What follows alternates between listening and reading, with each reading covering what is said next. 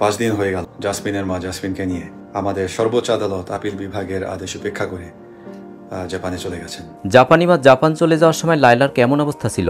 লায়লা কি অনেক কষ্ট পেয়েছিল? লায়লা কি কান্না করেছিল?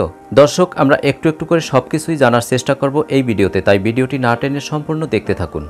বড় ভাইকে মামুদি রাখি, মেজো ভাইকে আম্মুজি রাখি, এবং এটা আমার বড় মেয়ে। বড় বোন জেসমিনকে নিয়ে মা জাপান চলে যাওয়ার সময় লায়লা পুরোপুরি মানসিকভাবে ঠিক ছিল। লায়লার তখন কোনো পরিবর্তন আসেনি, কারণ ছোটবেলা থেকেই লায়লা মায়ের কাছ থেকে অনেক দূরত্বে ছিল। অনেক ভিডিওতে দেখা গেছে লায়লাকে রুমে আটকে রেখে মা অফিসে চলে গেছে, আবার বাবা অফিস থেকে বাসায় এসে রুম থেকে বের করেছে। লায়লা ছোটবেলা থেকেই বাবার প্রতি অনেক দুর্বল ছিল। জাপানি মা নাকানরিকো এটা খুব বেশি পছন্দ করত না। পছন্দ না করার পেছনেও অনেক কারণ ছিল।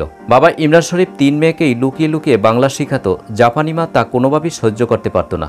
এমনকি ছোটবেলা থেকেই জীবন দিয়ে 3 মেয়েকে ভালোবাসত বাবা ইমরান শরীফ। 3 মেয়ের ভেতর আবার লায়লা বিশেষ করে বাবাকে একটু আলাদাভাবেই ভালোবাসত, যার কারণে লায়লাকে বাবার কাছ থেকে কোনোভাবেই জাপান নিতে পারেনি। তবে লায়লা বর্তমানে বাবার কাছে বেশ ভালো আছে। বাবা মেয়ের ভালোবাসা এভাবেই জীবিত থাকুক, আমরা সবসময় দোয়া করি। দর্শক, কেমন লাগলো আজকের ভিডিওটি? ভিডিওটি যদি ভালো লাগে তাহলে আমাদের চ্যানেলটি সাবস্ক্রাইব করে আমাদের পাশে থাকুন। ধন্যবাদ।